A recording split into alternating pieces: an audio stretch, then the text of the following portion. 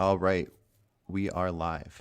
Okay, so for anybody that's going to be listening to this, this is a project where I am putting together a website of basically what I want to try to convince people of that should be laws. It says king, but I don't really think there should be kings or anything. These are just my stances, and I'm going to have people on to try to convince me to adjust things either slightly or largely or add new things. The website that I am slowly just a work in progress is in the description if anybody wants to click on it. And I have Chris here to chat with me about it. Chris, how you doing? Oh, doing quite well. How about yourself? I'm doing good. Yeah. Okay, so you've looked at the website. What's the first thing that comes to mind that you would personally do differently? We've had conversations before around the topic of abortion. I feel like that one was I'm more on the side of up until actual birth. So that's Okay. where it's like the change there. Though I do agree with like if there was ways to remove a fetus before, like instead of an abortion process, but a way to like implant it elsewhere or make it viable. Like I'm all Mhm. for growing the scientific abilities there, but overall, I feel like until we get to somewhere where we can provide that level of like usability in that sense for Yeah. Gotcha. like Well, a can I viability. challenge? Can I challenge you on that for a sec? Because Yeah, of I think course. the only time that we've talked about abortion, actually, like voice to voice, was like a Hmm. 2v2 debate thing where I didn't really get to talk with you much about it. So, Yeah, that's right. It's been a oh, while. okay. So as of now, your current stance is abortion's fine up until birth. And let me Mhm. check to see if I fully understand that right. Um, if the baby or fetus or whatever is fully completely in the woman, but she's like a day away from giving birth, if the labor can be induced and they could just she would give birth naturally and then they could put the baby up for adoption or whatever, or if a C-section could get the baby out. If the woman's personal choice is I don't want it to be born alive and it's not out of me, I want it to be terminated and then whatever the easiest process is to get it out without harming her. Are you saying that your personal preference is to allow her to terminate its life? Yeah, on that one, like being able to provide those additional options would be great. Like being able to provide a safe way of inducing labor early and getting it to an adoption agency and actually getting it adopted.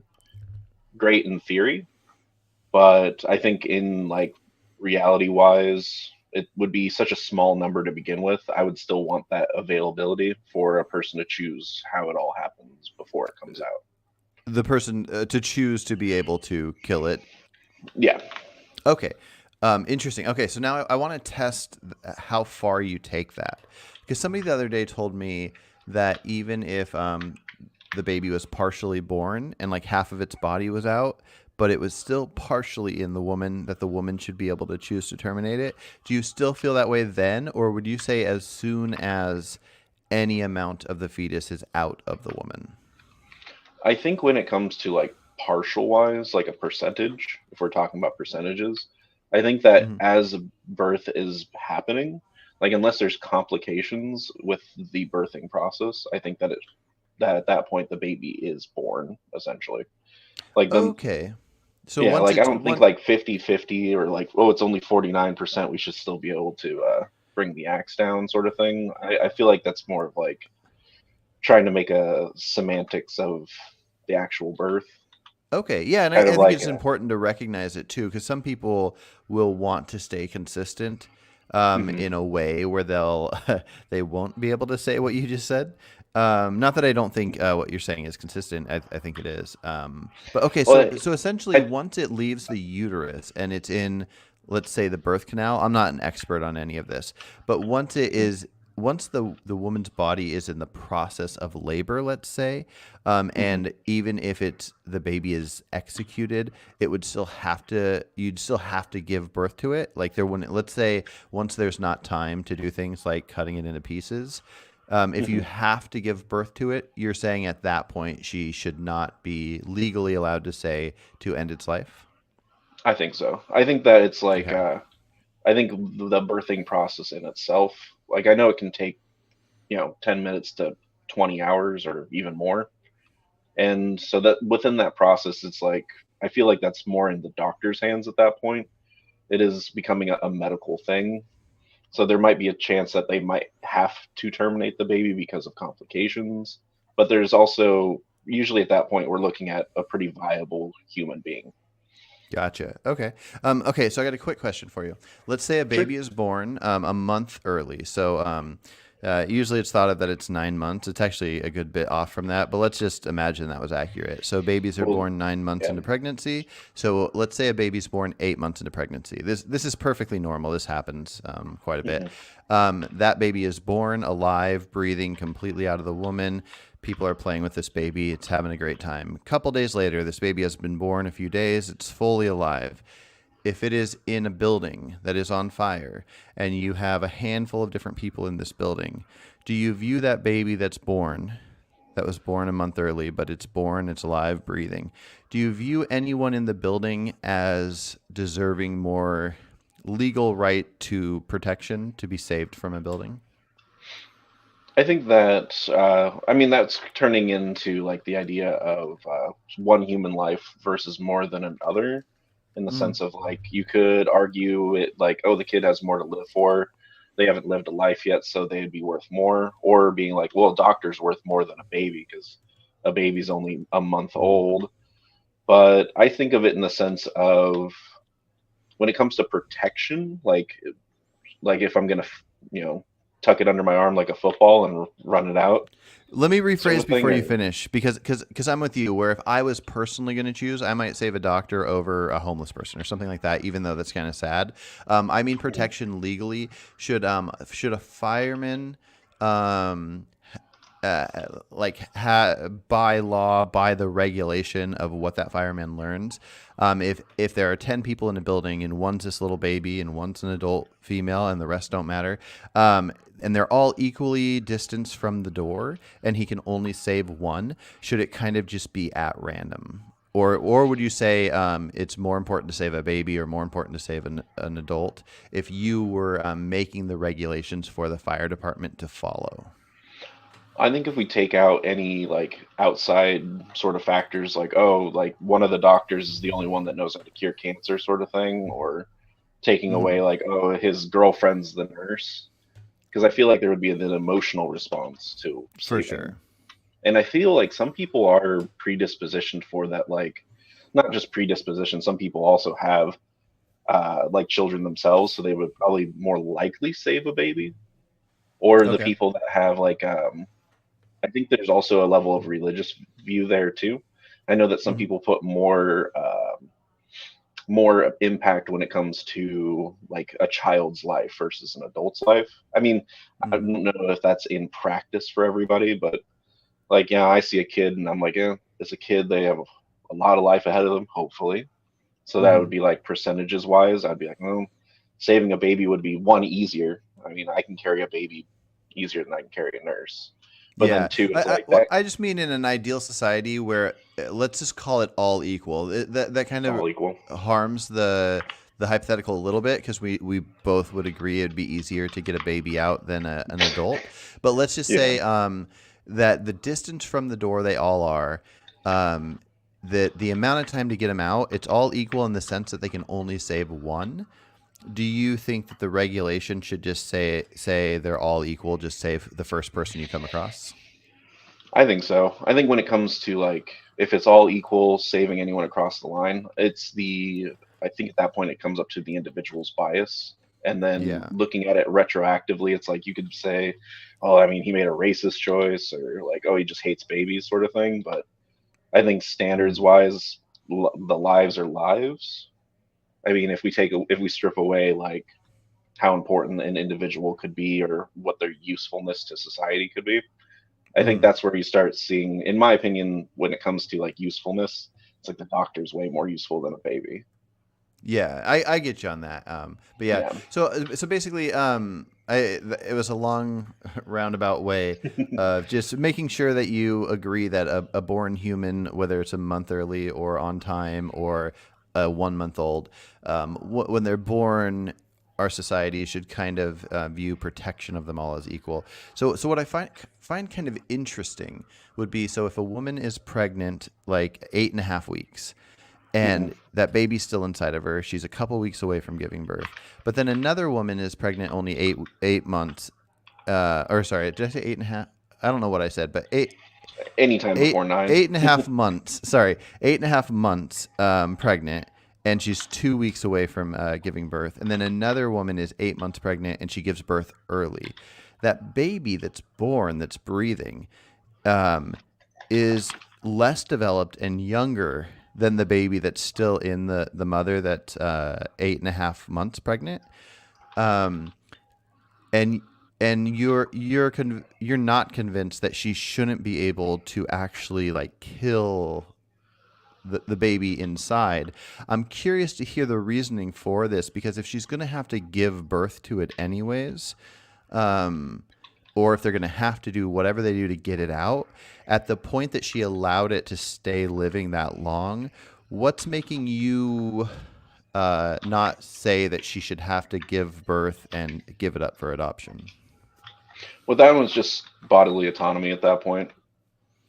Well, no, It's I get the less bodily about the. autonomy of maybe she could say, "I don't want this in me. We have to get it out. You can induce my labor. You can C-section it out." But for her to have a mixture of, "I don't want it in me, but also I want it dead." That's what I'm questioning, not the removing. I'm on the fence of if I think it's immoral 2 weeks early, but let's say that I'm saying it's fine to remove it 2 weeks early. Why should she get more say than just saying to remove it? Why should she get the option of death? I think that's as long as it's inside of her, she should get to choose what happens to anything that's in her body.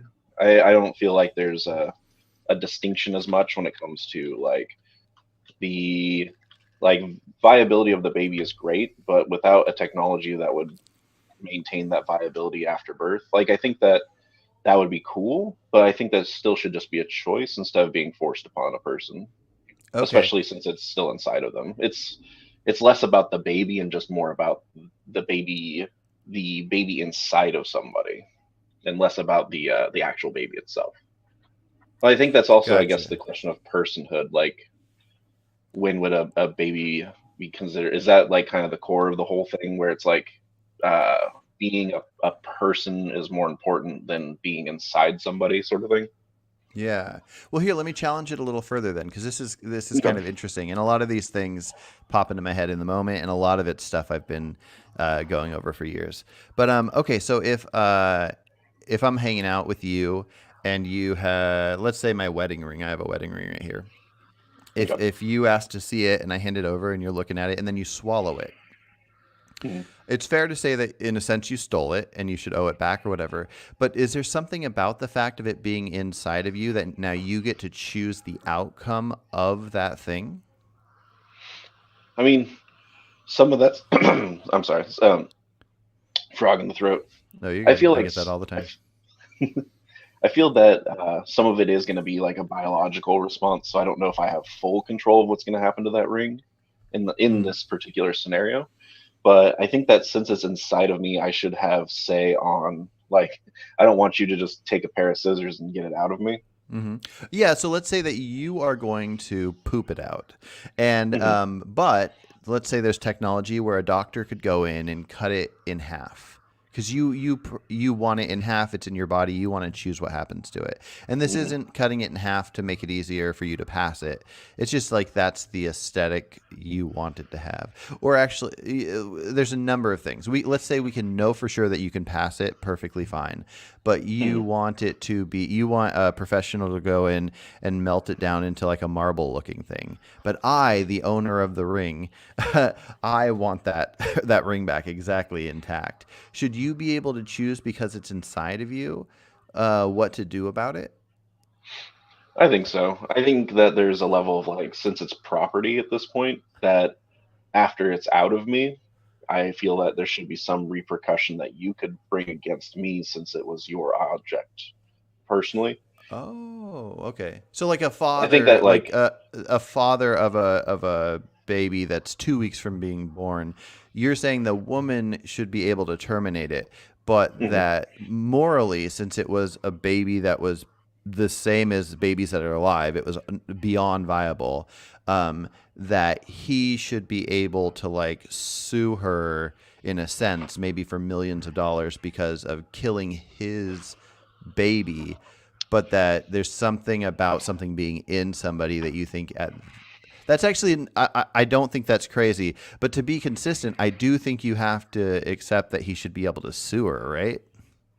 I think if we allow him to sue her, then we should be admitting that then babies are objects at that point. Like there's a level of ownership over humans at that point. Like, I mean, Mm. if you can own people, we've been down that road before, and people have been treated as objects in that sense. Hmm. Well, So I it's, think children are the property of their parents, right? I don't know. That's something I've actually gone back and forth a little bit myself because I'm like, I'm against slavery, I'm against forced labor, and like the various forms that come with slavery in itself. And What about that's a parent ownership of forcing a people. child to do chores or something like that? Yeah, and that's where I'm like, that's where it's starting to come into the idea of like ownership of a person that's not just like an adult person. Or, I mean, like, clearly slave owners owned baby slaves. But, like, are we seeing the same sort of interaction? Like, you didn't pay for the kid per se, but you did pay a price to have that child. So, do you Mm. have ownership over a minor? Like, is your 8 year old your property? Like, Hmm. I mean, I'm not a parent, so it's hard for me to say with an emotional sort of idea of it, like how that would function for me, because I personally don't have any children, so I don't have any direct personally lived experience when it comes Gotcha. to having a child. I mean, I know you like. Do you feel that you own your children? Like, Oh, are they your I do. property? I mean, I think some words sound strange to people like own property. It kind of sounds Hmm. strange, but yeah, I think we can decide as a Or I mean, like at society. least a level of ownership. I mean, maybe not like, Yeah. but at the same level as it being treated in the same like, if my car ran you over, if my dog bit you, if my Mm. child bit you, is it all treated the same, like legally speaking? Because in that case, I feel like if you own your semen and it becomes a baby, and then Hmm. that baby is killed while in the womb, and after it is produced, then being able to sue in the same way of like manipulating property while someone else has custodianship of it, because I can see that as like a logical tier for Yeah. the ownership of your genetic material. But I mean, I don't really claim ownership of my semen personally. Yeah. Okay. Well, hold on. Okay. Well, while it's in your body, you better. You uh, better. Well, while it's inside, sure. yeah. I'll claim ownership in when it's inside me. But as soon as Or it's almost well, that's the other thing. I don't have intercourse for procreation either, so it's more of an excretion and gotcha. less of Gotcha. a lineage. Okay, gotcha. Okay, well let me I'll try to respond the best way I can. So, I think yes, I think parents own their children. I think what we have to do is our lawmakers or just us as a society, we decide things that are absolutely unacceptable to do. Kill, stab, a whole bunch of different things.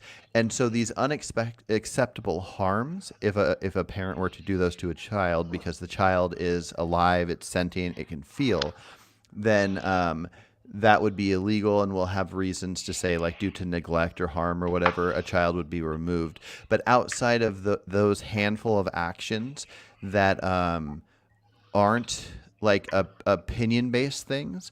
Like for example, I personally think that what's in a child's best interest would be to not be taught a religion growing up, Mhm. even though I'm fine with anybody being any religion.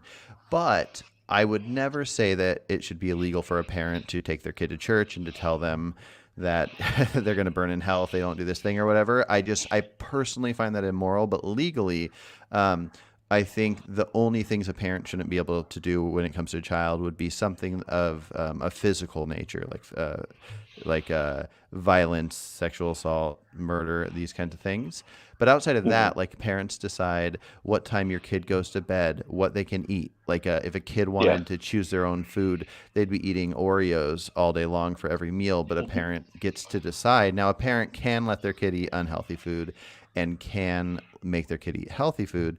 A parent can decide, like, if you play video games, don't play video games, what clothes you wear, different things. Yeah, so it's like levels of micromanagement when it comes to like the upbringing of your kids. Yeah, so I think basically if you have a kid, as long as you're not doing the the deemed harmful things by the government, not putting a kid in the proper car seat and that kind of thing, Mhm. then anything goes in the sense of you own that kid until it becomes an adult. And same thing would go for if it's if you're the guardian of it, if you're taking care of an older person, but you are the official guardian, um, or whatever other case. So yeah, I think there is an ownership, and so I think the same thing would go for unless there's a better way to figure it out, and unless there's a contract, I would say the person who owns the sperm and the egg, as soon as that becomes a life, so like conception, both Mhm. those people own it. But we can decide as a society what we value. My good friend Phil most recently convinced me that until there's sentience of the fetus, or in that case, the embryo, that maybe it's not worth valuing. So as soon as there's sentience, so maybe around 8, 9, 10 weeks gestation, then that I might be mean, where we value it. And so once we decide when it has value, then at that point, as soon as there's value, potential value, then no matter what the law decides, the value of that child, I think, would belong to both the sperm and the egg original owner. I was gonna say, is it gonna be 50-50 or is it like 25-75 ownership? I think there's probably reason to give laws that allow a woman maybe more choice based on the outcomes that will happen to her body since it's in her body. But as far Mhm. as the ownership of the living sentient being in her body, I think the ownership would still be 50-50. Yeah. So it's like essentially making property laws apply to children, or like owner level of ownership. Then kind of like, I mean, there's different laws apply to my car versus my house. So would it just be kind of in that same sort of vein, coming up with a Um, series of laws that would affect the ownership of children, or you know, adults that you need to have ownership of, elderly or mhm. people that aren't. Well, I guess my other question too was like, what would be considered like sentience? Yeah, so in my mind, sentience just refers to the ability to feel pleasure and pain. Hmm. If something could not feel any form of pleasure or pain, but could roam around existing without any ability to feel, then I don't view that as much of anything. Sentience is complicated, but I'd say once you can detect that there is, I think a handful of things would come into play. So I think there'd be an experience of sorts. You'd have to experience to be able to feel pleasure or pain. And then so you would have some form of consciousness. And these are going to be things that we're going to learn more about as scientific ways advance. But Hmm. that's kind of how I would look at it: is if you have a consciousness and you have some form of an experience that involves pleasure and pain. Okay. So it's like brain dead folks or people that lack those two are outside of the realm of, or those are kind of like demoted from Yeah. sentience. Yeah, technically yes. So like we aren't sentient while we sleep, essentially. In my mind, once you have had sentience, uh, if you lose your sentience, but you are likely to gain that sentience again, that you should be treated in a good society. You should be Mhm. treated as if you still have the sentience. If somebody goes into a coma, even though they can't feel something, if we know that there's a possibility or even let's say a likelihood that they're going to come out of the coma and they'll have their sentience again and they'll have all their memories and they're a person that Mhm. already existed and created all these memories, that person would be worth valuing. Now, I don't think they're necessarily owed anything. If the people that invented ways to keep those people on a machine still pumping decided they don't want to make those machines and nobody makes it, I don't think anything horrible is happening. I don't think anybody's like owed being kept alive or anything. But Yeah. if we do keep them alive, that then we keep them alive. So it's like depending on the level of technology of the area in which that person is, would then more or less dictate how long they get to be a human. Well, not exactly. I think there's a difference between killing and neglect. So I think we should, for a good society to function, I think it's important to have a law that you cannot kill. I think the same with like the death penalty. You can't. I don't think Hmm. the government should be able to kill. But same thing Yeah. where like now I think there should be neglect laws. Like somebody at home with their child that just doesn't feed their child, they didn't kill them, but they neglected them to death. But I think more importantly is the not killing. So it's If like the murder versus manslaughter sort of thing. Yeah, yeah, yeah. But yeah, so I don't think there's a difference between if somebody is in my house and I kill them versus Hmm. if um, if they need some medical help and I could attempt to give them that medical help and maybe help them out, but maybe like let's say I am a med student that is not far into it and I have a basic idea of how you could do the tracheotomy, putting a hollowed out pen through somebody's neck to help them breathe. But I know Hmm. that there's an 80% chance that I'm just going to mess that up.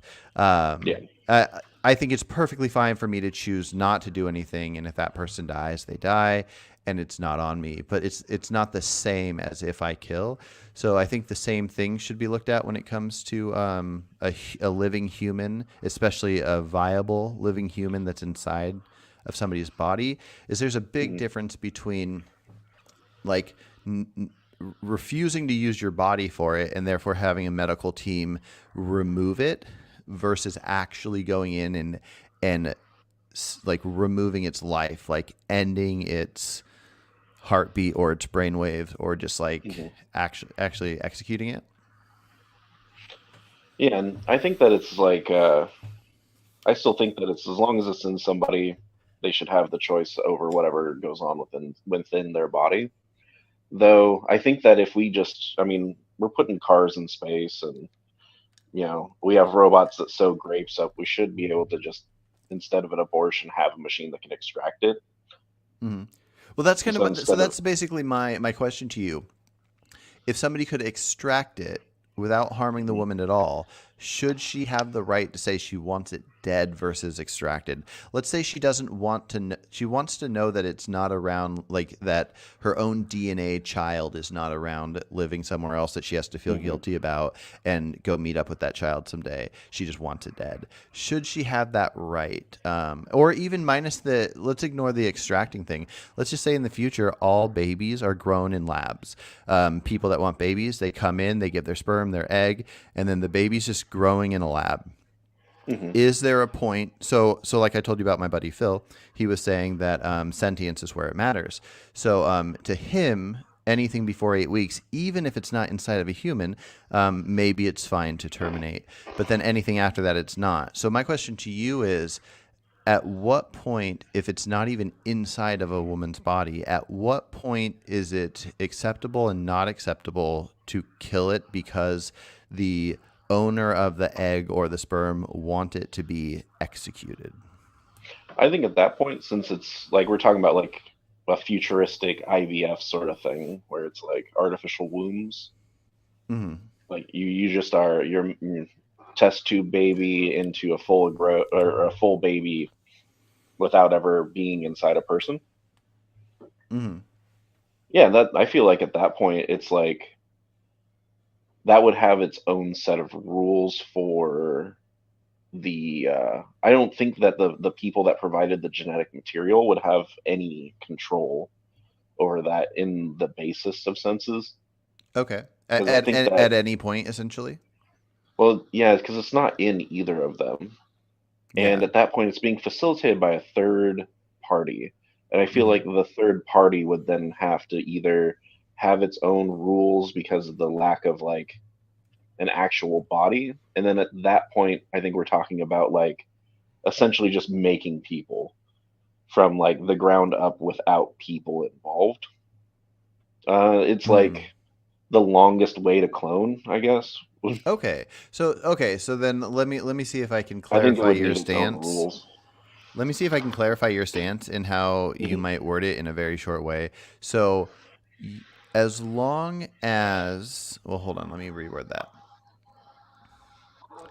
As long as there will be no benefit to the woman's body as far as like removing harm or anything, um, if the baby is going to have to be given birth to anyways, that she cannot terminate it. I see it more as if it's never in her body at all. I don't think you have that kind of claim. I think I the see. genetic Okay. material thing, it's like it's strictly bodily autonomy. As long as it's anything's in a person, it's up to them. But if it's Okay. Okay. completely outside of a person, I could even see as far as like if we're making babies in vats, like the moment it's a zygote, we could see that as viability because we have no body around it and it's being provided by a third party at that point.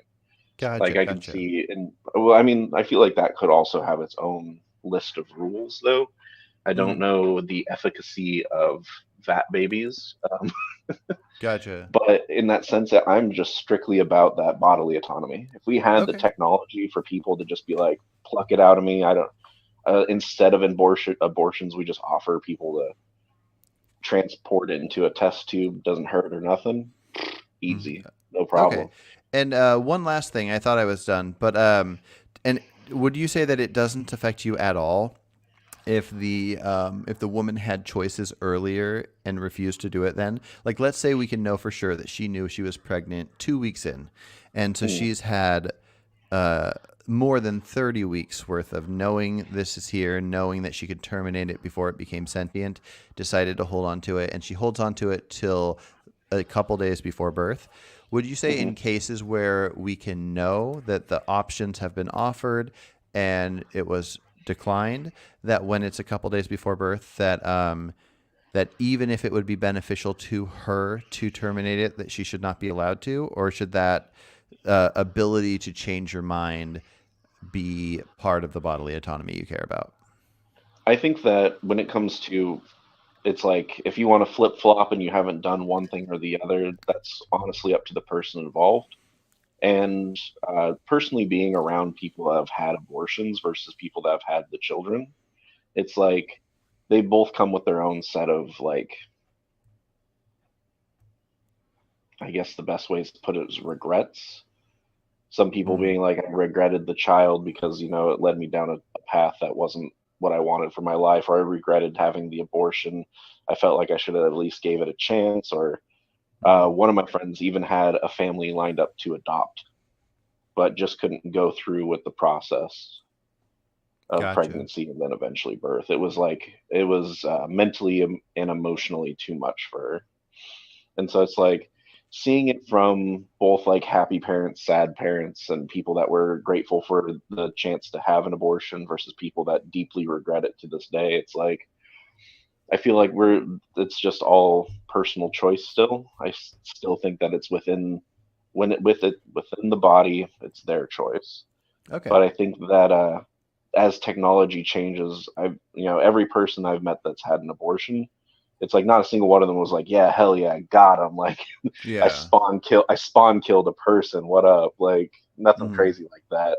I think with a technological shift, being able to have a way to remove fetuses at any level would change how abortion would even function. I feel like if that was just an availability to anyone wanting an abortion, they'd be, here's another option. You could just put it in a test tube. We'll put it in an artificial womb. It will grow up. And in America, we don't have a very good uh, process for uh, orphans, essentially. Like Gotcha. we don't have a very good process for adoption. A lot of people that want to adopt can't, and a lot of people that can shouldn't. And there's so many horror stories from the various orphans I've met that it's like if they're not in the system, they end up in a family that becomes abusive, and now they don't have relationships with them at all. There's a few that were good stories that love their families, but there's some that were bad. Like, we don't really have the infrastructure as a country to support an influx of more abandoned children than we already have. Like, we're already Gotcha. doing a bad job, and then we don't have the technology to remove them viably. And so until we Mhm. actually address additional problems, because it's like when we have more support for mothers, we see a lower and abortion rates lower. If we see more support for the lower class, we see an abortion rate lower. It's like Yeah. it's not Well, so it's when I not talk, wealthy people in the suburbs aren't getting abortions at the same rate. for sure. When I talk about moral topics like this, I usually like to break it down to in a vacuum and then Mhm. expand upon it. And so, like, Yeah. I always point out different cases where abortion makes perfect sense to me, especially like back in the day or stranded on an island situations. So Mhm. I try to put things in a vacuum and just figure out morally how do we feel about this if we ignore all the side issues like Mhm. adoption agencies and all that, and then we can like factor each of those in and go, oh, okay, well, in this society with this is with how the economy is and how foster care is, then maybe abortion's fine. But can we figure out that if we agree that in this perfect hypothetical world with endless resources and Mhm. all this stuff, I feel like that's a good way to break down the moral stance. And I feel like I have a good idea of your moral stance, with or without the foster element added in. Yeah. But Well, yeah, let I feel me. like also that I'm not afraid to think that your kingdom wouldn't have a bigger budget towards scientific expanses and social Mhm. programs, especially if we're not spending all this money on subsidizing meat farms. Yeah. Well, and maybe I need to specify also. That's a good point. I'm going to make a note about it. I'm making a note right now, that I need to specify that the law I'm referring to would factor into the U.S. as of 2024, something like that. Because I can Yeah, point out because that, and similarly, like I'm not in favor of the death penalty, but back in the day when we couldn't keep serial killers in prison because their posse would come and break them out by attaching ropes to the wall and horses breaking down give the them the prison old wall. yank. Yeah, similar to the Batman idea of Batman captures the Joker, but then the Joker escapes, and Batman has this no kill policy. Um, Everybody the Joker kills, Batman killed for not killing the Joker, and so same thing with people escaping from prison. I'm only anti-death penalty in the world that we can keep them restrained.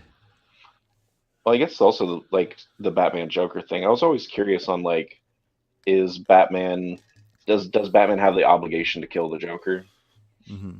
I think Like, once he knows he can't escape, and he knows that Arkham is not reasonably able to keep him from killing future people, that yeah, at mhm. that point he I should mean, kill them, or more so, the government should execute him, or should make Arkham a better prison.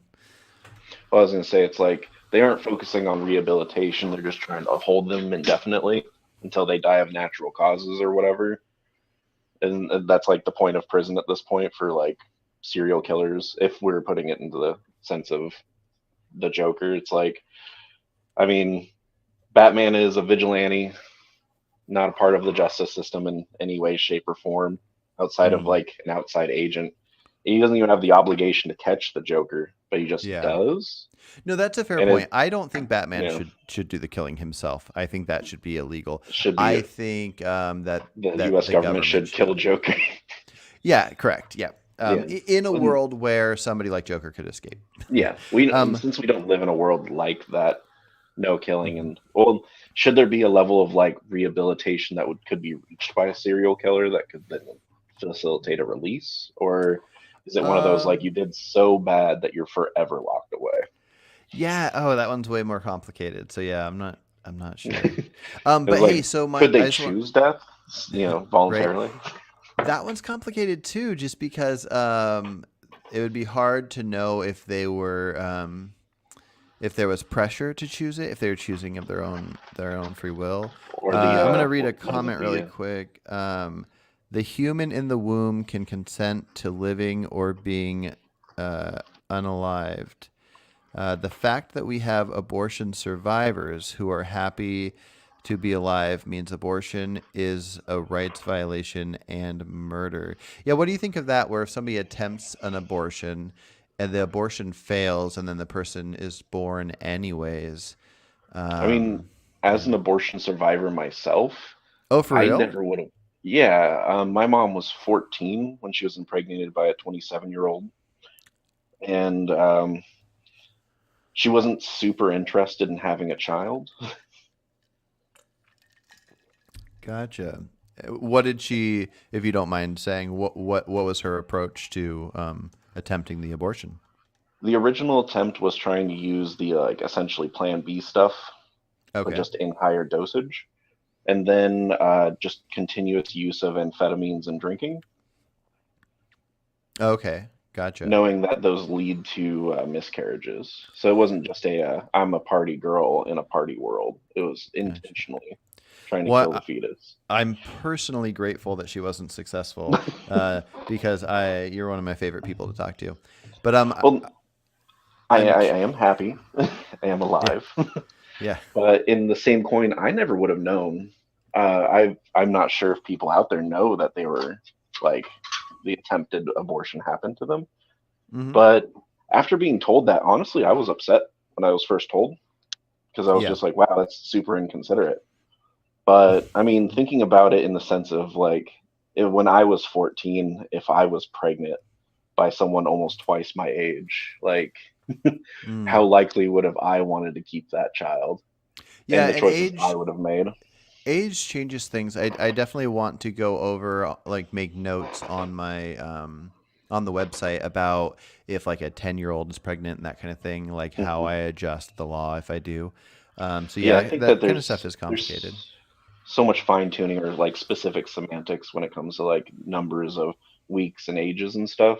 hmm But I mean, when I look at it, I wouldn't have known I was aborted if she was successful. Like I That's don't have true. any That's true. early memories of being like, dang, she almost got me. Like Right. I wasn't leery of her as a baby that I know of. But in the hmm same coin, I'm like, the earliest memories I have are just like little blips here and there from like 3 years old. And I was more concerned about like my surroundings and less about if I was or wasn't aborted. And hmm so I kind of think of it in the sense of you can be angry about anything. You could. I know people that are upset that their parents didn't abort them. Like Yeah, some of them are yeah, being. true. Some people are melodramatic about it, but some people are just straight up like, you knew you had mental illness in your family. You knew that we had like genetic problems with our skeletons. Like you should have just not made me be born and have crippling medical debt for my entire life. Gotcha, for sure. Um, But that just I think that's kind of I think that's more into that like voluntary suicide sort of thing. Like murder is yeah. illegal, but if you murder yourself, like how are you going to prosecute? Right, right. Hey, so my buddy Phil is gonna hop on to chat in a second, but I wanted to ask you one last question. So it's a rapid fire question. Shoot. Since you mentioned the thing about your mom after Plan B not working, just trying to drink enough to have the abortion, do you think that somebody that doesn't have an abortion, a legal one or not legal one, that Hmm. drinking alcohol while knowing the risk it could have and having the intention of giving birth, should it be illegal to drink alcohol, or is that part of the bodily autonomy that it's fine to do meth, alcohol, whatever while pregnant? I mean, she was already like underage drinking, Well, I so don't mean your legally mom. I just speaking. mean a hypothetical Oh, another person. So let's just say a yeah. 20-year-old is pregnant and she's doing meth, but she doesn't want an abortion. She's going to give birth to the baby. Should she get a legal charge for doing meth while pregnant? I think that if we swapped meth for a legal substance that is known to hurt the viability of an embryo, like Mm, hard liquor, you're just getting blackout drunk frequently, and in an attempt to kill the baby, where it's like No, what if it's not an attempt? You want to Oh, it's just accident. You the just like baby, to. but you don't care about risking the baby's health. Oh, so you're just like alcohol fetalism. Hmm. Okay, like Exactly. Yeah. I I think that's in that same sort of coin of as long as it's in her body, like like I think that it's up to them to decide how they're gonna move through Gotcha. life with the if they want to have that kid, they should be taking steps that would give that kid the best life. But I know from personal experience there's a lot of parents out there that don't do that even for their living children that are around them. So Gotcha. like for Um, me, if I had a child inside of me, I would personally make the choices to give them the best chance forward. mhm. But I don't think that I should dictate how someone else deals with what's inside of them. I think Hmm. that soon as it is outside of them, that's a person. That person has a lot of protections and should Mm. have, in my opinion, should have more. But I think it's still just the very, very basis of it is just bodily autonomy. If it's Okay. a test tube baby in a lab grown situation, that's a kid the moment it's put together there. Like Okay. it's not in somebody, but I think it's as long as it's in the person, I think that's where it's that's I think the base of the baseline Okay. is especially if it's Gotcha. in me personally. Like Yeah. Yeah. anything Okay. inside of Gotcha. me, that's on me.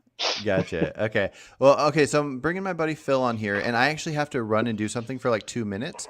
Could you guys chat for a sec, and then right when I get back, Chris, I'm going to give you the boot. Okay. Okay. Awesome. Okay, Chris, this is Phil. Phil, this is Chris. I think you guys have met before, and we talked about prison reform once a while back. But anyways, if you guys are up for chatting for a sec, I'll be right back. Okay, sure. Um, I know that there were kind of two subjects that we were going to get into. One that I wanted to get into, which was this incident where Governor Kristi Noem killed her own dog because it was violent and killing other animals, and a lot of people thought that was weird.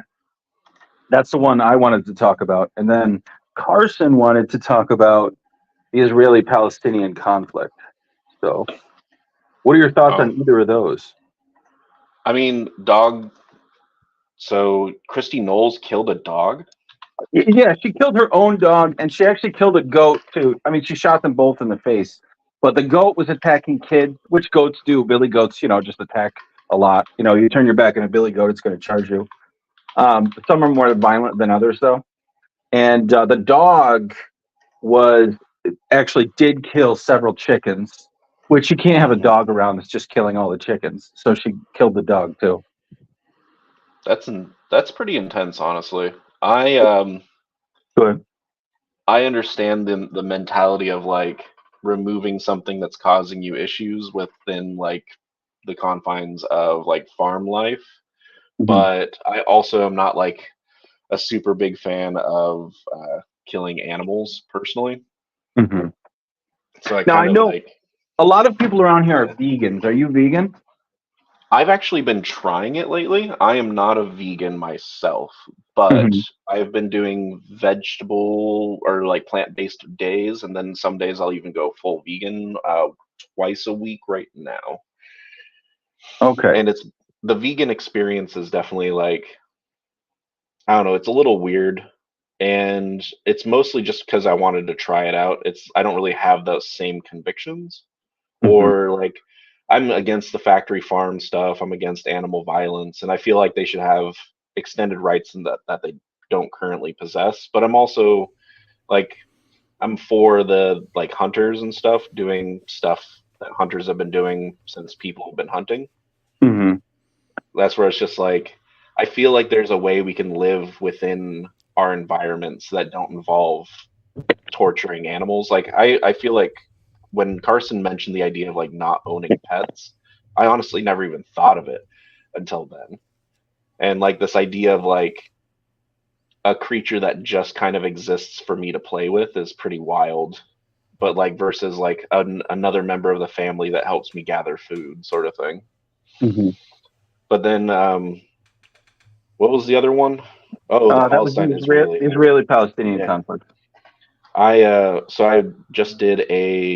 just participated in Passover the first day, sang the songs, did everything with the Seder and everything. And I enjoyed that process, but I feel like a lot of the chatter around was more towards the loss of human life in general not being great, and that this isn't like a new conflict, and it's just the latest bodies on the pile sort of thing. So it was more of a fatigue towards the situation and less conversation about like how to end it or how a viable way forward. Mostly just regret that we're in it. I see. But I personally am not Jewish nor Palestinian, so I don't have that connection when it comes to like as a countryman or genetically speaking. But I mean, I'm not really for war in general, but I understand that there's both protecting yourself in the stance of colonizing a space and then wanting it for yourself, and then fighting against what you see as an oppressive group, but then also being like my house, my door getting kicked in, a handful of people coming in, shooting and killing everybody on either side. Mm-hmm. So it's like I struggle with having a competent view one way or the other because I don't have as much direct connection to it, and it's hard for me to create that in my mind.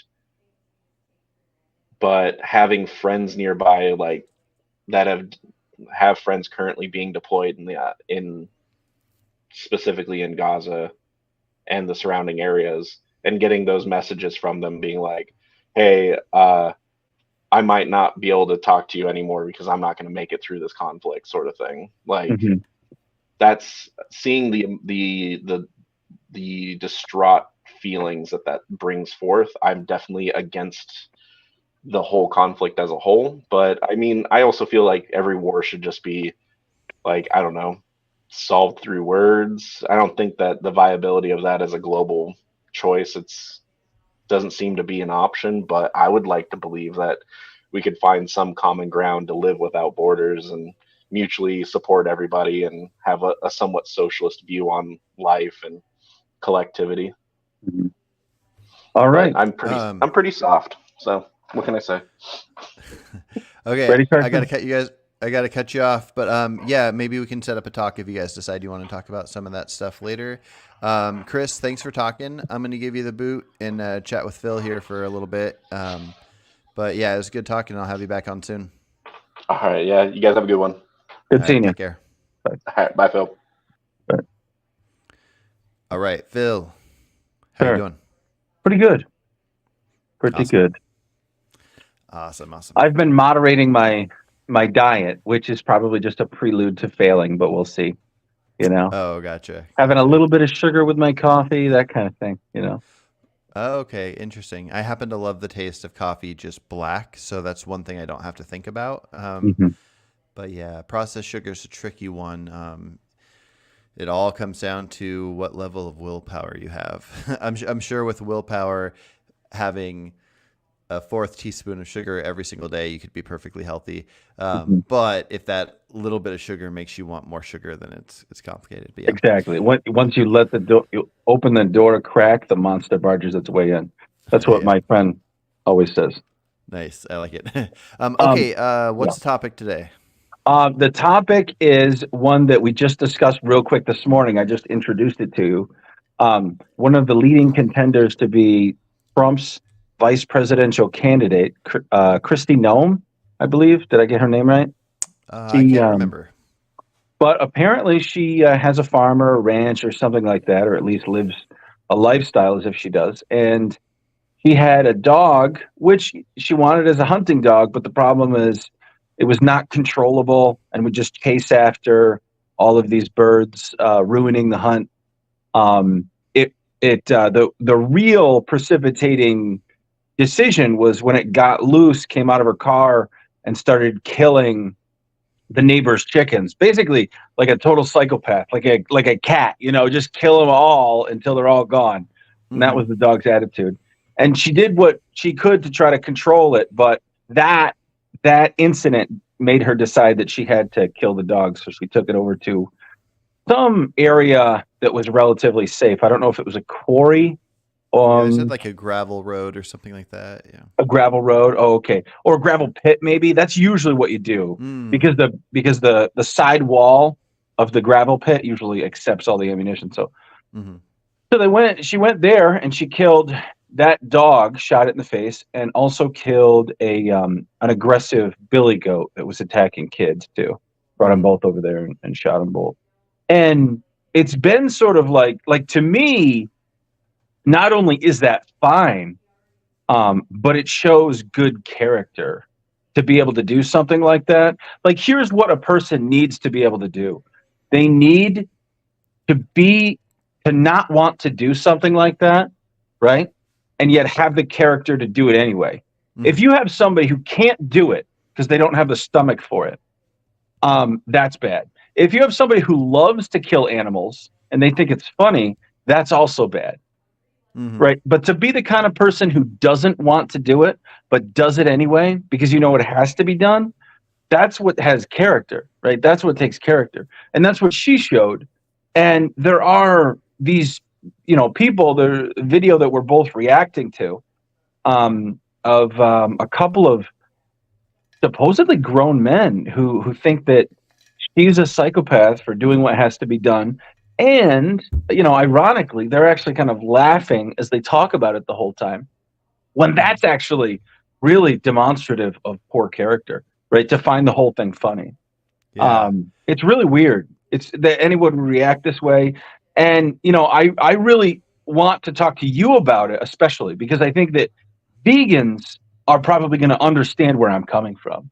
And that is like, what kind of, just moron doesn't see that like this is a more acceptable way to kill animals than to just have someone else do it, and for not because the animal is being destructive or did anything wrong, but because it happens to be born into a circumstance where you treat it like food, or whatever. That's like a less acceptable circumstance where she's doing a job she has to do. So I'll stop rambling and you can discuss. You just freshly watched the video. What did you think of it? Yeah. Well, so hopefully you're not offended that when I watched it, the first thing on my mind was assuming that you sided with those guys. Oh, wow. Okay. Yeah, not in a bad way. Just like you watched this video, you sent it to me. I just like, my natural thought was like, oh, okay, this is his stance on it. And I think a lot of people would have that stance. Vegans, I think, would be torn, but more vegans would maybe have that stance. The same type of vegans that would say, oh, it's perfectly fine to own a cat that's going to kill 10,000 chickens over its lifetime than to just euthanize the cat. But yeah, no, I mean, I perfectly agree with you. And I think that those guys are wrong. And basically in the same sense that like if a dog attacks a person, you put the dog down. If a dog attacks a bunch of chickens and whatever, you put it down. Now, I don't know if it's best to have professionals that like, I don't know, like a pound do it or the person themselves. I'm kind of torn either way in this world where we own animals and whatnot. But yeah, to think that I really can't get the idea of why they would be on this side, especially with the dog. Yeah. Well, I also don't like this idea that you should take the animal to the vet, because that's what you do just when you're a coward, and we've been a coward with our house pets too. It seems like a betrayal to kill your own animal, but that's the right thing to do. I don't mind telling you now that my father has passed away and can't get in trouble for it. When my brother's dog escaped, the pit bull, obviously, what else, escaped and ran over and mauled the neighbor's dog just because the neighbor's dog yipped, not didn't bite anybody, but was yipping at my brother. So this pit bull comes through the window, runs across the street, mauls the dog. So what do? We have to take the dog out into the woods and kill it, put it down, right? That's the right thing to do. And And the people I've known, it's sort of telling because, you know, the sort of people who are cowards or bullies, you know, they either think it's funny or they think it's horrible. And the people who you'll notice just in your life have wisdom, you know, and life experience and tenderness and empathy will understand exactly that she did the right thing. Yeah. And I agree with you. I think, let me see if I can try to convince you that it could be best to take it in. I get what you mean by the cowardly part, because it does show character that you're willing to do something that's hard to do. But imagine if you had a friend that has had cancer for a while, and they're just living this miserable life. They've been told by experts they're not going to live long, and they want to be put out of their misery. Now you can know yourself. You can know that you're not doing a wrong thing, assuming that you are accepting of wanting to help this friend out, and you could put your friend down essentially. And we're talking about in free of laws. This is just people naturally living in villages together, let's say, right? Sure. Yeah. Now you could do this, and the fact that you're willing to do this with your friend that you care about shows character. I completely agree. But the reason that I think you should have to take, like, your friend should have to go in and have the well-regulated assisted suicide happen within the government is because in your case, you would be doing a good thing, but another person could just murder an innocent person and say, oh, they told me they wanted me to do it. And so we care a little less when it comes to non-humans because we care about humans more. So the same thing would happen with animals, where what she did sounds perfectly right to me, but somebody else could just want to torture animals. And when they get caught torturing them and killing them, they can say like, oh, I just put it out of its misery because of it this thing happened, where it might be best to you take it to the pound. They can assess the situation. I don't know how much of an expert you would need to be to know if this animal's actions are able to be trained out of them versus not. Not that I even know if I agree with training, but anyways.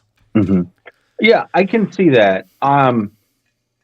I can see that. I would say the right way to police that, though, is just as an individual case. If you have a neighbor who's like, no, they were abusive and they just like to torture their dog and they've been killing dogs and killing random animals, you know, then you have somebody investigate. I don't think we have to have, you know, a legal structure which says, no, you always have to go to a professional and pay a ridiculous amount of money to have them kill an animal that you could kill yourself. Fair enough. Do you agree on the human one though? Oh yeah. 150%. Okay, cool. Like, cool. So, but that's why I immediately thought of like, oh, okay, this is like a Paleolithic environment, right? Where, you know, we're hunter gatherers or early farmers together, you know, Neolithic, and my buddy needs me to put him down or whatever. And the thing is, let me give you an example where I was kind of a coward. My grandmother was dying in hospice, and I remember she looked at me and she put her hand on my hand and she said goodbye.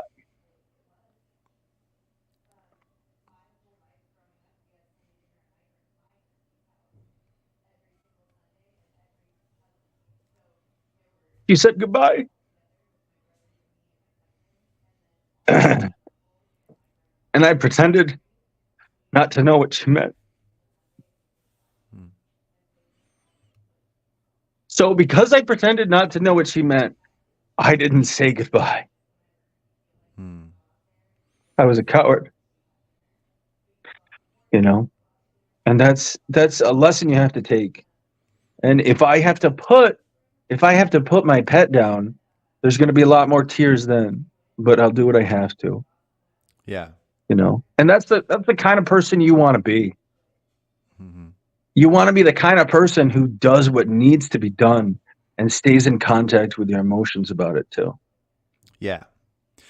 Yeah, I agree 100%. And yeah, and it becomes complicated when, you know, we're figuring out what laws should be based on how we're able to make sure people are doing the right thing or not using something that's allowed as a loophole. But yeah, no, I completely agree. Yeah. All right. Well, I do want to segue to one element of the video. They're talking about how there's no such thing as a bad dog. There's just bad owners, and right. I thought that was pretty ridiculous because I mean it's not bad or not bad. I mean there probably are bad owners that make their dogs worse than if they had good owners, but Mhm. animals aren't bad or not bad. They are just animals with their instincts. And so if one dog can be easily trained to not attack chickens, then that's cool. But if a dog just attacks chickens, it doesn't mean the dog should be not put down, but it also doesn't mean that the owner had anything to do with that because it seems to me like that would just be natural instincts. Well, the thing is, there are bad dogs, right? I mean, that was that guy himself who said he doesn't like dogs. He's not interested in dogs. What he said was, dog lovers tell me there's no such thing as bad dogs, only bad owners. Well, yeah, those are the same people who say things like everything happens for a reason, right? These are like completely vacuous statements that have nothing to do with reality, right? Mm-hmm. These are the people who like you can discuss in detail the behavioral lines within dogs, right? So like the vast majority of golden retrievers, for example, are very gentle, but there's one line where you can predict based on its ancestors that it's going to be very aggressive, right? Mm. But there's a whole group of people out there who just pretend that you can't predict behavior based on their lineage. so, Gotcha. the real response is that like those people don't know what they're talking about. There are bad Yeah. dogs. You know Well, what I mean? yeah, and this might be a semantics thing, but I would say that there aren't bad dogs because dogs aren't capable of making moral choices, but there are dogs that are bad for being amongst us. It's bad for like it doesn't work well within our society. The dog doing it like a dog biting a person. Um, I don't know if I would necessarily call that bad because I don't know if they're making a choice outside of just their instincts being what they are. But Mhm. we wouldn't feel like we can protect our society if we let that dog live. So the dog must be put down because it is bad for our society. But it itself, do you think a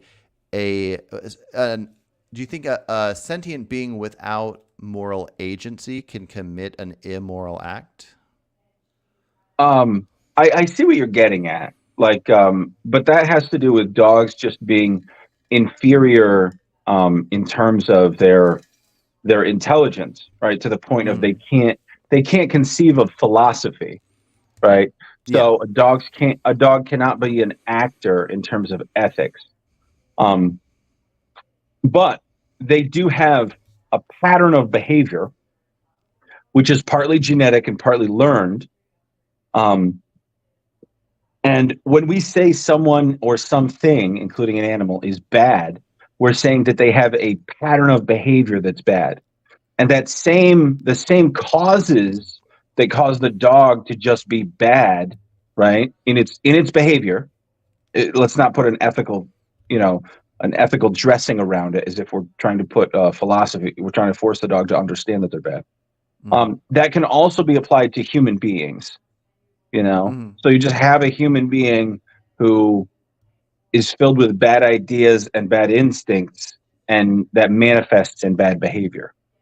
You Oh, know, fair enough. Yeah, yeah. and can be taught bad things, humans and dogs, but they can also just have innately a bad personality, right? Low in empathy. Hmm. Just, I mean, you can test people's IQ and you can test their testosterone levels. And when you go to prison and look at violent offenders, you're going to find two things that very strongly correlate with them. One is low IQ, and the other is high testosterone. Right? Mm. It's not like they're taught to have low IQ or taught to have high testosterone. Gotcha. That's interesting. Yeah, yeah. No, I think that's fair because, yeah, because they're not bad actors, but the outcome is bad. So,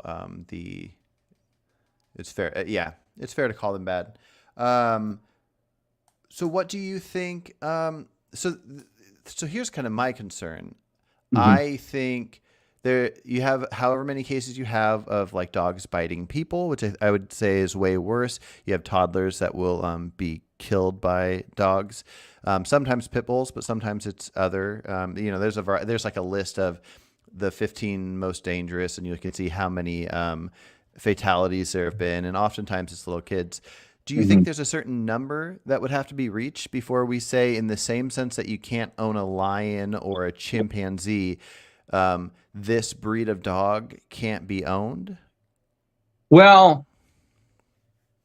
I would say that it's probably appropriate that that we restrict pet ownership and dog ownership a lot more than we are, and I'm sure you'd agree with me on that. Yeah. Um, I you think know, it should not exist at all, but I am curious to hear your thoughts on like which areas that you think it should. well, I do think when it comes to a lot of these breeds, these powerful breeds, that range from, a lot of them are very, like, let's take a look at a German Shepherd. You know, there are huge differences between, like, for example, an East German Shepherd and an American farm dog German Shepherd. Um, they are, the East German Shepherd is a very ferocious and strong and powerful dog. That really no one should just have the privilege to just own, right? These have to be working dogs. And I think with a lot of powerful dogs, it works like that. And, I don't want to take away people's, their poodles or whatever. These are perfectly acceptable dogs, great for companionship. I think that because there are health benefits, because of the emotional impact that a lot of these friendly dogs have on families. So yeah, I think we just need to exercise a little more. That I'm kind of authoritarian, right? I'm not like, everybody do what you want. I'm like your authoritarian friend. So there are certain breeds that you're just not allowed to own unless it's a working dog. Yeah. You have to have a reason to own the dog. So Gotcha. Well, and similar to a working situation, so like you can have a horse, but because you can be aware of the outcomes, it would be illegal and neglect to let a 2-year-old just walk around ground level by a horse's legs and feet. And then if the kid gets trampled just because you let this kid walk around this horse, you're going to be in trouble. But you're not in trouble if you let a kid walk around a pit bull and then the kid gets mauled. I thought you would have been in trouble either way. Okay, maybe. I don't think so. I think if a pit bull or any family dog kills or just mauls a child or an adult or whatever, the dog is put down. But I don't think the owner gets any punishment because they let it be in the same room as whoever. There would be more effective. This I've said in the past. You reminded me of a previous stance I've had on this. That I know a lot of people want revenge against the dog, but I made the point that the dog should be, sterilized, right? The dog should be fixed, spayed, neutered, whatever. And then you take the dog away, give that dog an excellent lifestyle, perfect diet, the best health care that you can have for dogs, a whole 9 yards, the best life possible. And every red penny is owed by the people who owned that dog before you took it away. Right? Because people will act a lot differently when you attack their pocketbook as opposed to just killing this pet that they claim to care about, Yeah, no, that's true.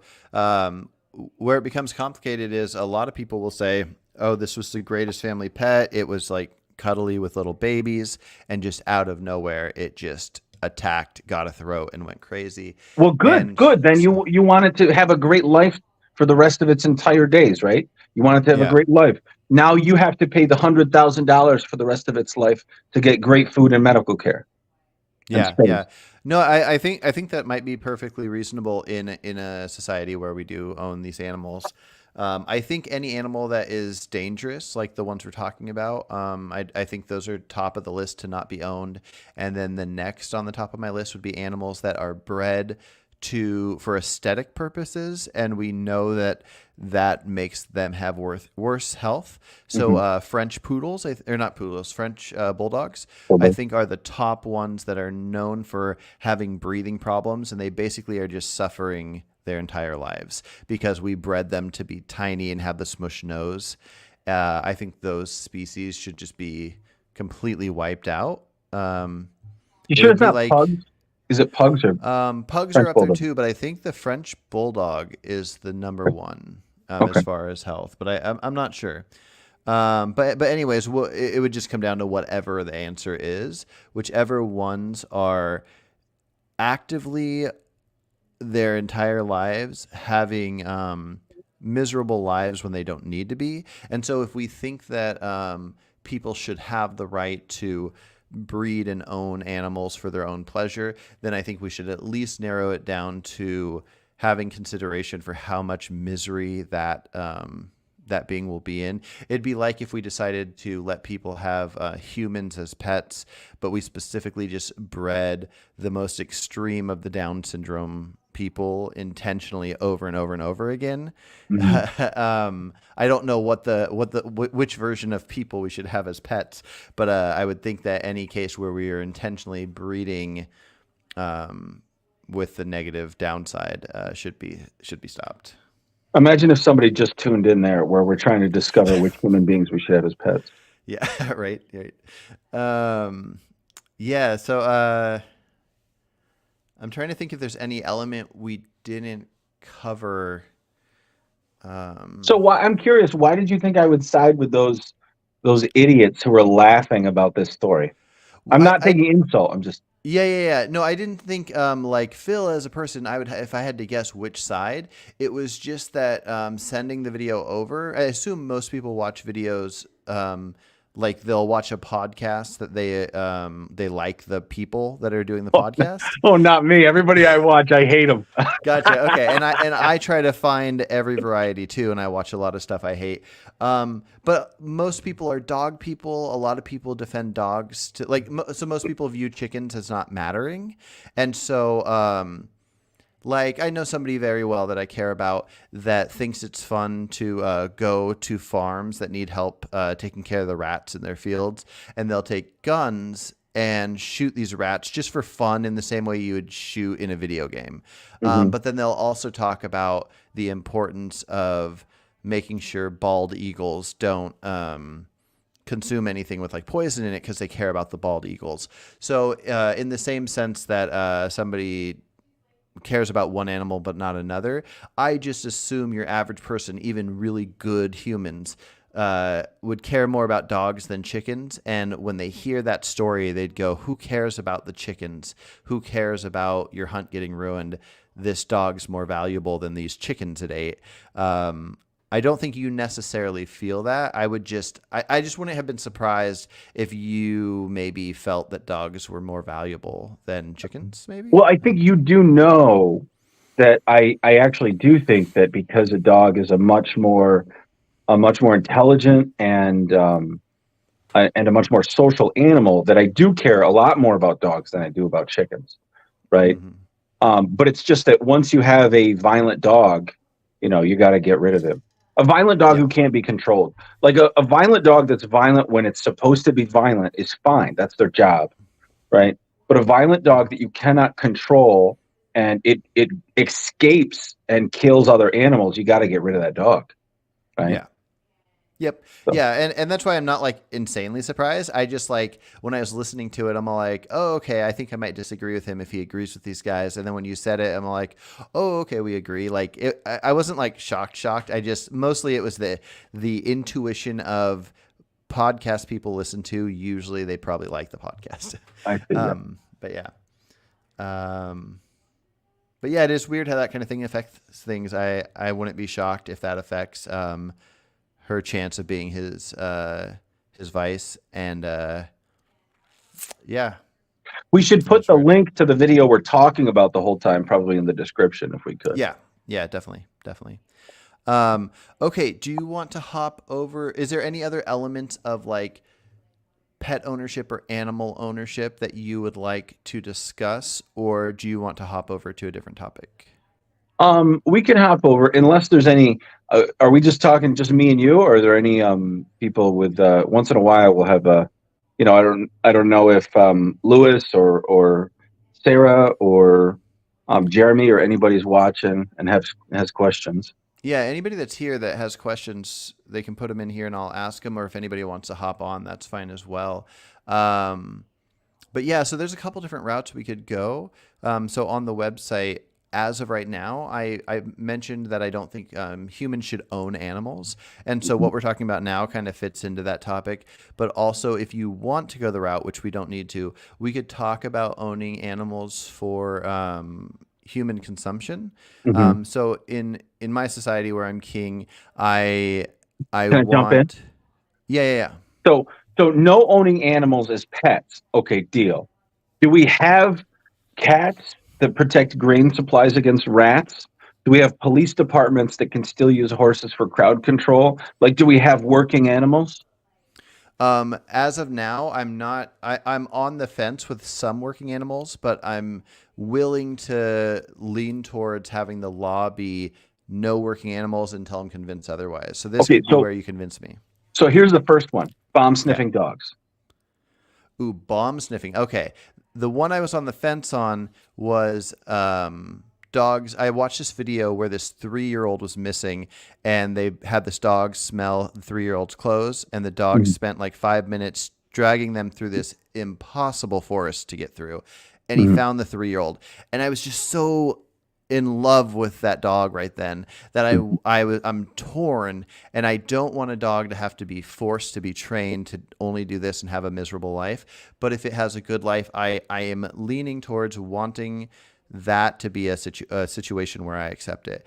But I'm torn. But bomb sniffing, maybe even more important, because we're talking more lives. I didn't know that was a thing. They can sniff bombs. Oh yeah, like that's one of the big important things. Like the same dogs that sometimes are trained for like drug sniffing, the most talented ones, they train to sniff out bombs, explosives and stuff like that. And I mean, I don't know if a lot of times what you have is these working dogs who work in the military or security. They seem to, I think they live pretty decent lives, and then like a member of that organization, usually like the FBI or whatever, then adopts the dog once they're old enough that the dog should retire, and then they live as a pet. So, I mean, I think that's really important, like the bomb sniffing. And I wouldn't have any objection to having regulations that say they need to live really great lifestyles, eating like really great food, and having lots of playtime and whatever. Okay, I made a note on my paper, and I think I will make a note on the website that as of now, I will accept bomb sniffing dogs. What else you got? What do you think's next on the list? Okay, bomb sniffing dogs, and that goes along with like the some police dogs, like the one that needed to find the kids, like those. That's probably seems like the most important. I would imagine that you've already thought of then drug sniffing dogs and said, you know what, it's not worth it. I mean, there's probably split ideas on whether or not we should even have those drugs illegal, and so no reason to like force animals into that, right? That's where I'm at right now. Yeah, I won't even challenge you on that. And the other one I would think of is like police with crowd control horses. Now, that is the best option. But if we didn't have horses, we'd just find another method. So I'd imagine that's also one that you don't want. Yeah, I'm not too familiar with it. I've seen it. It actually seems like a New York thing, so I guess maybe you see it more than I see it. But I've never seen a police officer on a horse I live in Oregon. I don't know if it happens like at protests in Portland and stuff like that. I could see where it would work in cases where a car would not be good to have, but being on foot would not be good to have. I would need to know the outcomes and what it has helped to be convinced of it, but I just don't think it doesn't seem necessary. Mm-hmm. It's like a superior method because the horse is so large and muscular, and everybody knows that like a police officer has control of their vehicle. But the horse is kind of semi-autonomous. It has a little bit of its own mind, which makes it a lot more intimidating. You know, when the horse is forcing its way through the crowd, people understand they don't want to be trampled and get their head stopped, you know, so they make way for the horse.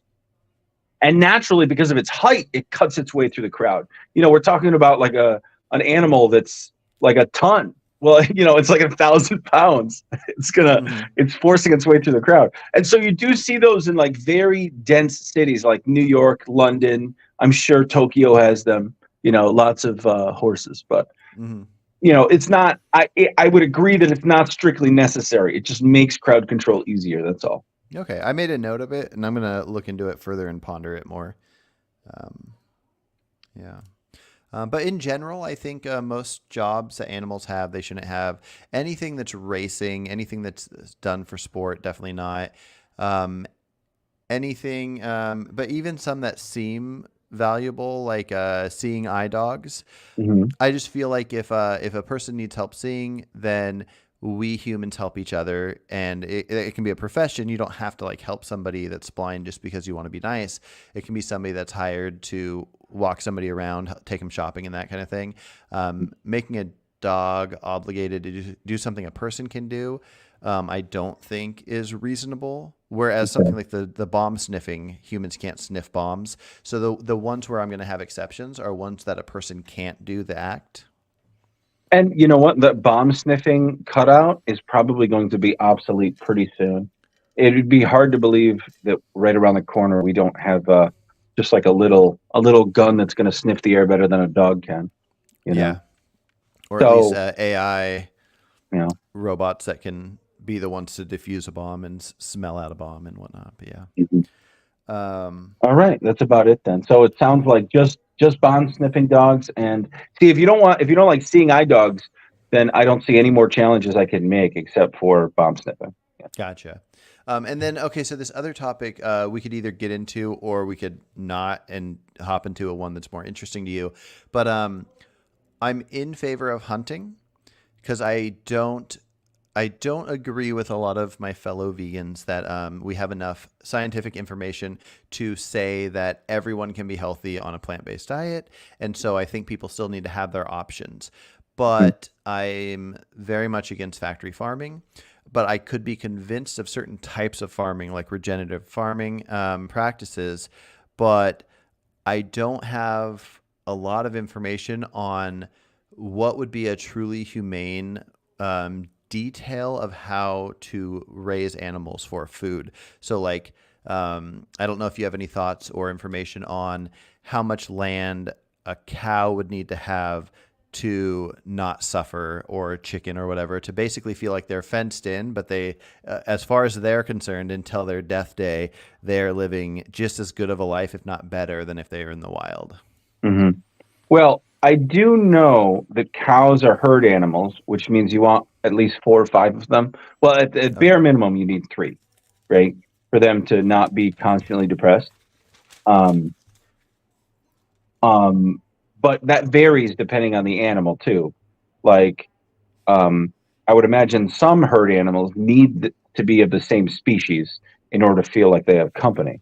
But other herd animals, like what's that one that we have? The capybara. That thing's cute. Our mascot. I think we settled on the capybara as our mascot. Yeah. It can get along with a lot of animals and feel like it has company, you know? So that is an important feature. I mean, for me, when it comes to nutrition, the most important thing is not so much meat as it is like fish and eggs. Then maybe meat, you know. But for nutrition, like an egg is a miracle food if it's organic, if the chicken is happy and has bugs to eat, and you get that golden, you know, very orange, maybe even reddish yolk, you know, that's packed with nutrients. That's what you want. And then fish, of course, are just packed with those omega-3s that we need. And if you're eating small fish like sardines, then you're not really getting a dangerous amount of those heavy metals.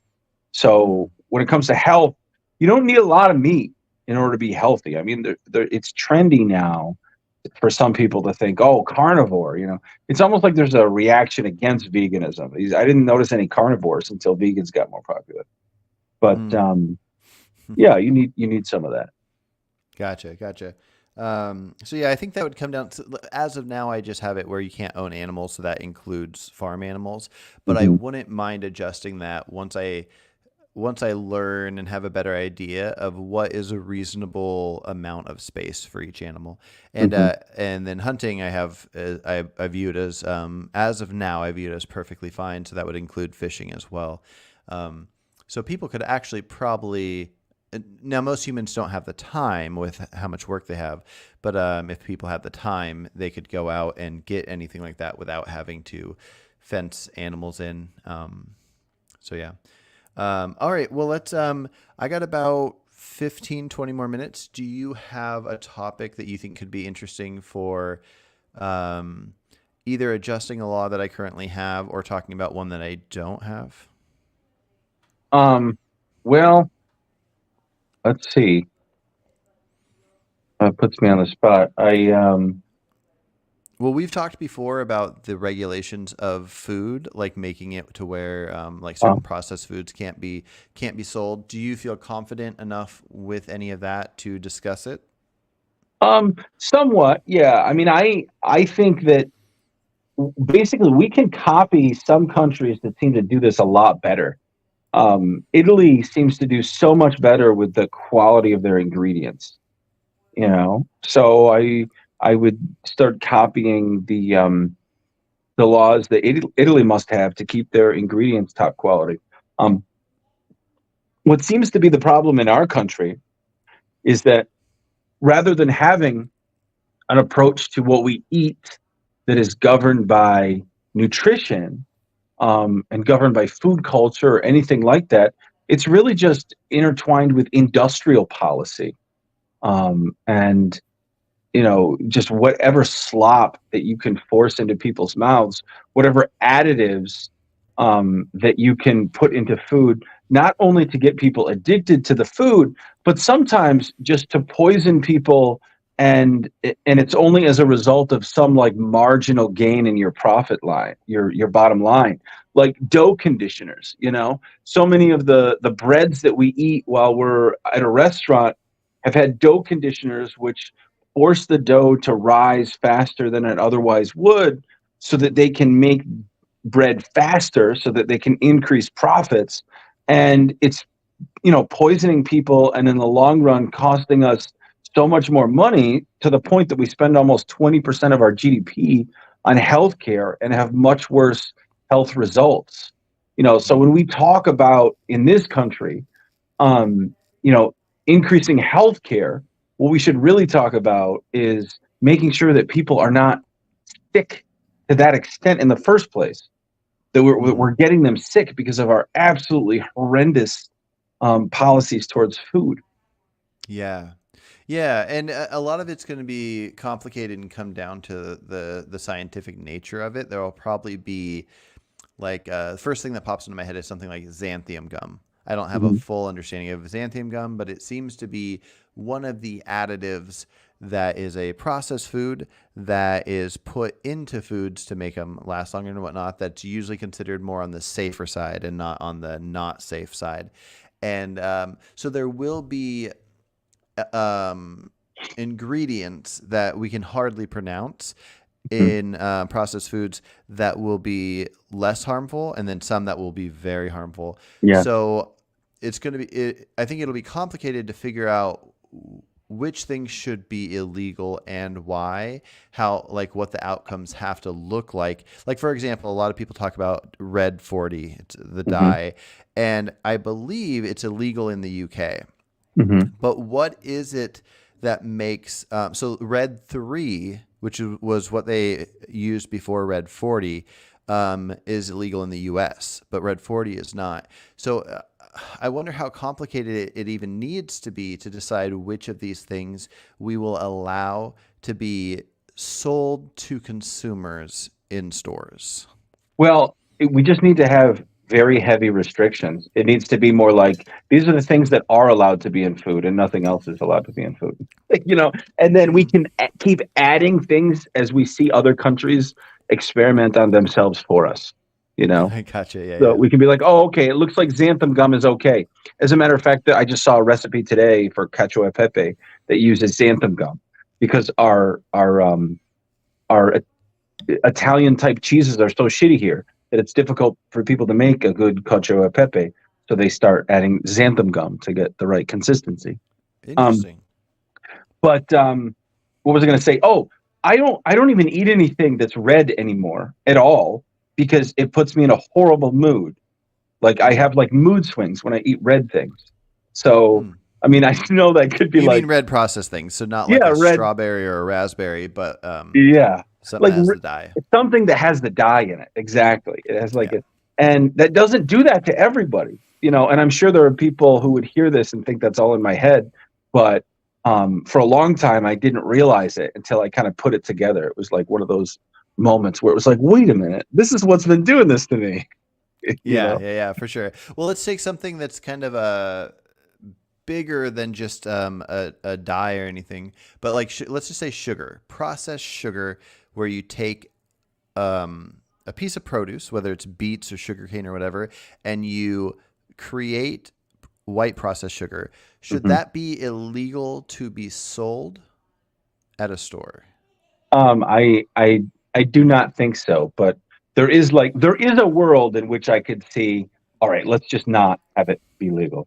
I would say it's more like you can't feed this to kids, and you can't have it in your school lunches or whatever. The thing is, I don't want to go off on a tangent, but when it comes to salt and sugar, the problem is there's this inflation of palatability where you have different places competing with each other to be more and more salty or more sugary. And then therefore people's palates are then altered by that. So they keep needing more and more and more of it. Whereas if we just don't over consume it to begin with, then we can taste the salt and we can taste the natural sugars that are already in our foods and we can enjoy them that way. Yeah. No, I think that's a good point as far as recommendations for what people should do. It's harder when it's trying to figure out what people should not be allowed to do. It'd be hard to track down if a parent gave their kid a certain amount of sugar, but one thing that could be tracked down is school lunches. Do you think processed sugar should not be allowed to be put in anything in a school lunch? I would hesitate to have an absolute rule, For example, let's say you have, people are allowed at some point to have like dessert, right? So if they have a very healthy, all organic pie, let's say, or something like that, can they have a scoop of ice cream with it? That's all this cream and all this sugar in that. Well, in our society, when you're king, we can't have cream, but something vegan ice cream. Yeah, people can have like an indulgence sometimes, I believe. I think it's sometimes if we try to go too far right off the bat, we would sabotage our own project. You can't make the perfect the enemy of the good, as the saying goes. Yeah. So it definitely becomes complicated. There's probably some things that we could decide are easy, like the dyes. I think all the dyes probably, and then like high fructose corn syrup and a few things like that. Can I say I want to jump back to the dog thing. Yeah, for sure. I wish there was someone who I could fight about this with, because it's so stupid to me. Like I have such contempt for those two guys who thought that this was just ridiculous. Like, what planet are they living on? Like, they are so detached from where their food comes from that they think someone, like, it's disturbing to them that someone could kill an animal that is a menace and kills their neighbor's animals. Yeah. Like, what? It just infuriates me so much. Have you ever heard of the term bug man? It's sort of in like hit lib or right wing circles where people who have a connection to the land and a connection to their ancestors and a connection to tradition and conservatism will make fun of these um, urban dwellers and coastal dwellers who have no connection to the way the world works, where their food comes from, um, why culture is the way it is, and where our ideas have come from. And they allow themselves this kind of like really contemptuous indulgence in pseudo morality, like, oh, don't kill the cutesy animal, this and it's called Bugman because their eyes are all bugged out. They buy the newest what are these stupid little dolls you see in stores? What are those things called, with the big heads? Not bobbleheads, but they're I don't know. You go into like a GameStop and half the store is filled up with these little. Oh yeah, those are bobbleheads. Yeah. Oh, they're called bobbleheads. Yeah. Yeah. That I've seen. Like, you go into a store. It's when I was a kid, it was a comic book store, and now it's filled up with these stupid little things. Like those two grown men who were laughing about that subject, and they thought she was crazy for having the character to do what she had to do to kill this dog. Those two grown men, I believe, watch probably superhero movies and they love it. That's a Bugman, right? Gotcha. Okay, Someone who's just they're sitting there passively consuming slop culture that's fed to them. Yeah. Right. Do you think that there's a high likelihood that they are anti-Trump? Well, I watch the one guy I watch all the time, and he's like supposedly conservative, but very never Trump, very anti-Trump. Yes, absolutely. Because I get the vibe that if you don't like somebody, it's really easy for somebody to tear them apart instead of thinking through what they're even talking about. It's kind of like the children in cages thing when at the detention centers and whatnot. The same amount were there during Obama as Trump and are still there as Biden. But the people that didn't like Trump are sharing how horrible of a person he is because his babies are in cages. But then those same people aren't saying it about Biden, even though it's the same action. So I wonder with these guys if the idea is they don't like Trump, and so they don't like the people that would be his vice. And so when there's this story breaks, then they're all like, what part of it can I judge this person for? Because they weren't even dog people themselves. And so, yeah, I'm not shocked when dog people say it. It's the people that watch a movie and there can be 100 people die in war, but if a horse or a dog dies, they're sad and they can't watch a movie like that. Mm-hmm. Those people aren't going to be thinking it through, and they will just say, oh, I care way more about this dog than these chickens. It'd be horrible to take the dog out. I get that. But I don't get why these people would do it, and I'm guessing it's the politics. Well, okay, that's interesting because you might be right, but I disagree. As a matter of fact, I'm one of those people who cares more about the animals who get hurt in the movie than I do about the people, because I'm very cynical about humanity, and I'm used to seeing people die. But I'm like, the animal. It's just something about the ignorance of animals makes them more innocent in my mind. Yeah. And so that does bother me a little more. But what was I saying? Sorry, I was just getting a phone call. I just dismissed it. Oh, you're fine. So for me, what seems to be the case is it's a matter of I will even give them the benefit of the doubt, right? I don't think it's that they have to find what she said contemptible because they disagree with her politics.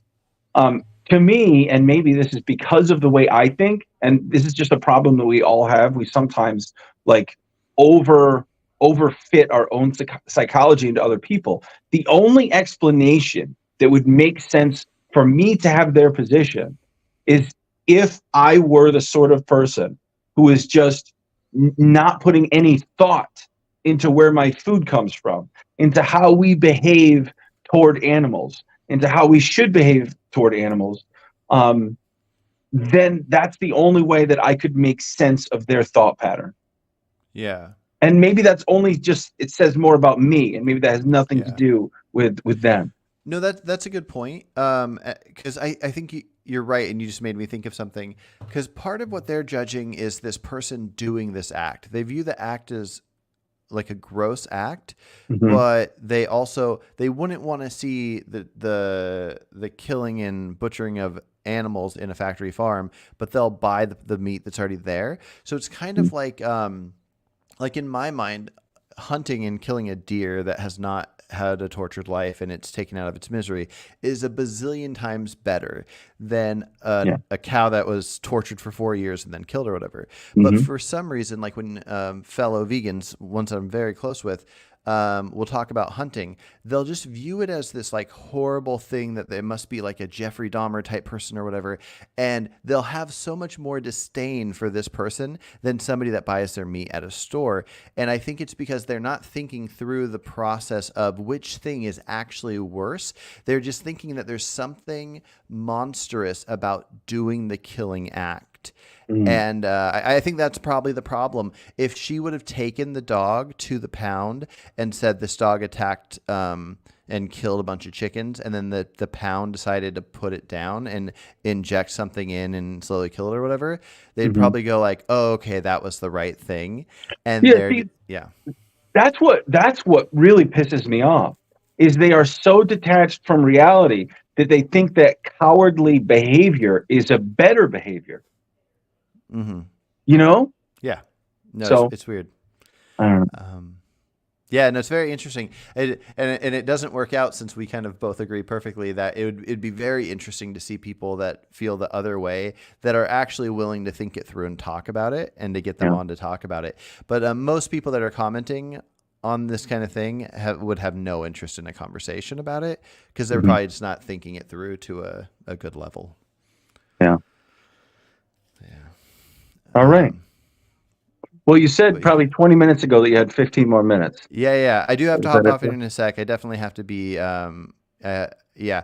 But I do want to write down a couple things. Can you tell me 3 things that you think should be outlawed as far as either things that can't be sold in stores or things that can't be offered to children in schools, or maybe something where you think a child should not be allowed in the same sense that somebody can't purchase cigarettes without an ID showing they're 18?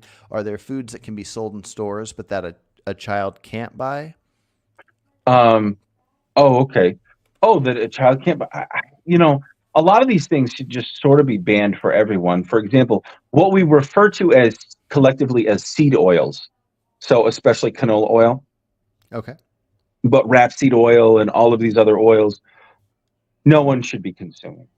Um, we should pick a certain number on the glycemic index. I don't know if it's 70 or 80 or what it should be, but anything over a certain amount, do you agree should be banned? I don't know what that number is.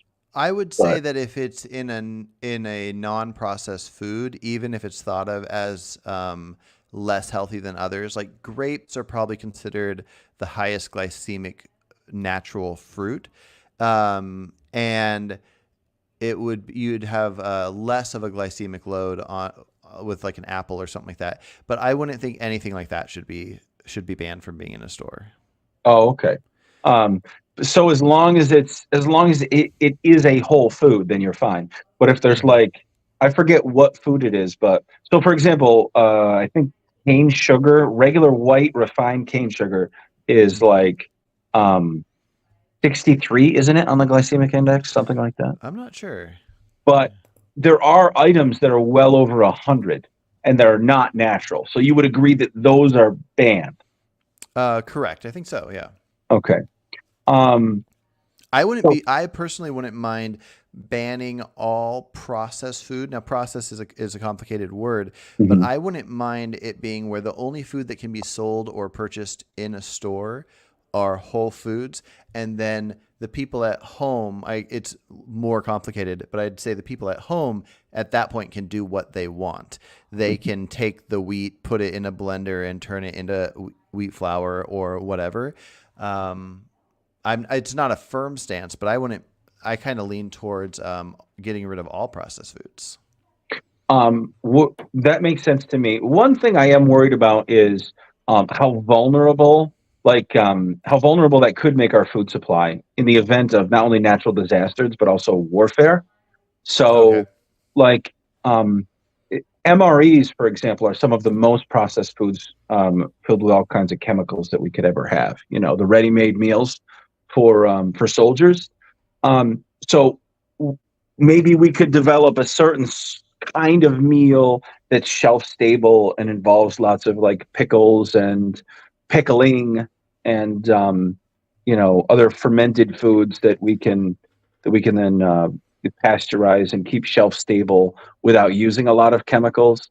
But another way in which we should probably secure the food supply is a way in which we should also secure our energy supply, honestly, and that is through a distributive measures.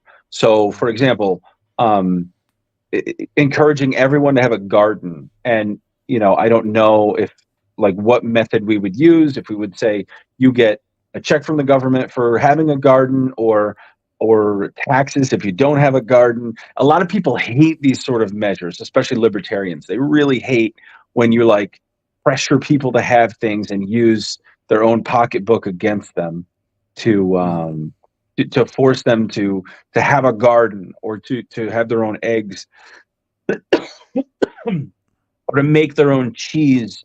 But to the greatest extent we can, I would want food culture and our food supply and our energy supply to be widely distributed as opposed to centralized.